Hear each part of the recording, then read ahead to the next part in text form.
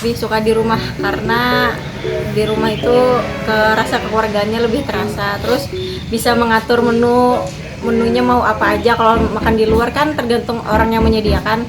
Kalau di rumah kita bisa mengatur kita mau makan apa aja gitu. Kebanyakan bukanya di rumah bareng keluarga, tapi nggak menutup kemungkinan untuk buka di kafe juga bareng sama teman-teman yang lain kayak gitu.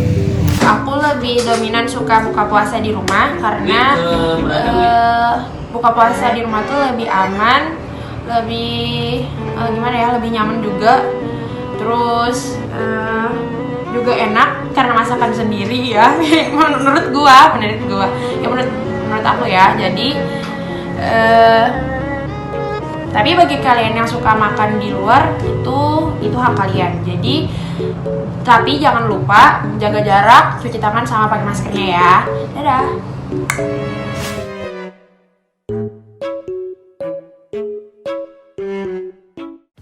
Cobain serunya aplikasi Bank Syariah Indonesia Mobile yang memudahkanmu untuk menemukan dan berbagi berkah. Lebih mudah investasi emas, berbagi manfaat lewat wakaf, cari lokasi masjid, bahkan lebih mudah buat eksis. Buka rekeningnya juga bisa di mana aja. Bank Syariah Indonesia Mobile. Assalamualaikum warahmatullahi wabarakatuh. Dalam satu teks hadis, Nabi Muhammad SAW mengingatkan kita bahwasanya siapa yang berpuasa, kata beliau, man shoma ramadhana, siapa yang berpuasa di bulan suci Ramadan ini, imanan, dia beriman kepada Allah Subhanahu wa taala. Dia percaya dengan seyakin-yakinnya bahwasanya memberikan asas manfaat, yang memberikan mudarat, semuanya dari Allah Subhanahu wa taala. Wahtisaban, lalu dia hanya berharap segala sesuatu kebaikan itu diberikan kepadanya hanya dari Allah saja. Ghufira lahu ma taqaddama min dhanbi, maka niscaya Allah akan ampunkan segala kesalahan yang pernah diperbuat di masa yang lampau. Maka bagaimana sih cara kita supaya bisa memaksimalkan untuk mendapatkan keutamaan di bulan Ramadan ini? Pertama, dikala kita bangun sahur, rotib sahur, jangan sampai dilupakan tugas kita yang terkadang sebelum bulan Ramadan itu tidak pernah melaksanakan sholat tahajud. Maka gunakan kesempatan ini untuk melaksanakan sholat tahajud. Sholat tahajud seperti apa, Ustaz? Ya sholat taubat lah, bareng 2 rakaat. Selepas itu sholat hajat lah, bareng juga 2 rakaat. Barulah nanti kita rotib sahur. Ya 10 menit sebelum daripada waktu subuh tiba pun tidak masalah.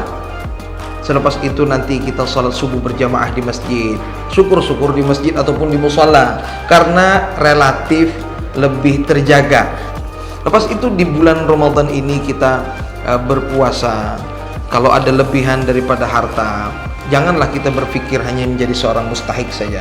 Upayakanlah, 11 bulan sudah kita mengupayakan segala rezeki.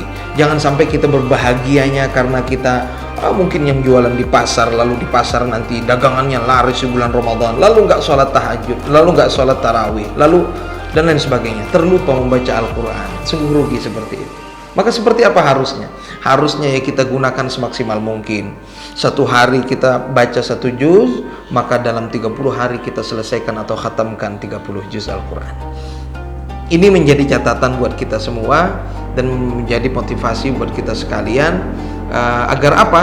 Nanti di penghujung dikala kita berbuka, upayakan juga untuk juga bisa bersedekah barang 1 biji kurma, kata Sayyidina wa Nabi Muhammad sallallahu alaihi wasallam.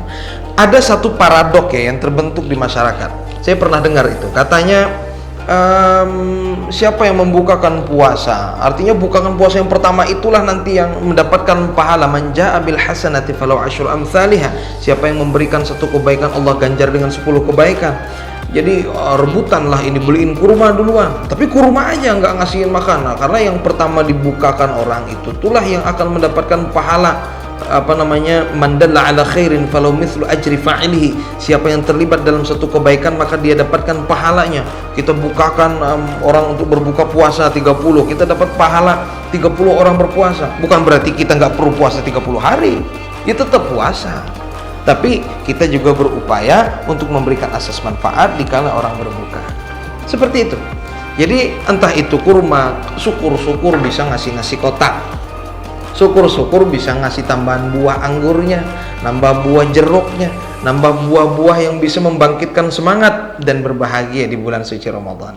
Tapi jangan berlebih-lebihan. Innallaha la yuhibbul musrifin. Allah tidak suka dengan orang-orang yang berlebih-lebihan. Karena apa? Kalau kebanyakan bukanya, entar malah nggak sholat tarawihnya. Itu biasanya udah nggak bisa lagi berdiri. Aduh, sholat maghribnya pun sudah hampir waktu isya. Wal'iyadzubillah. Mudah-mudahan kita semuanya dijaga oleh Allah Subhanahu wa Ta'ala untuk dapat menjadikan bulan suci Ramadan ini sebagai pengharapan kita diberikan pahala berlipat ganda oleh Allah Subhanahu wa Ta'ala, sehingga kita patut menjadi orang yang baik, dikumpulkan bersama orang-orang yang baik kelak di surganya Allah Subhanahu wa Ta'ala. Assalamualaikum warahmatullahi wabarakatuh.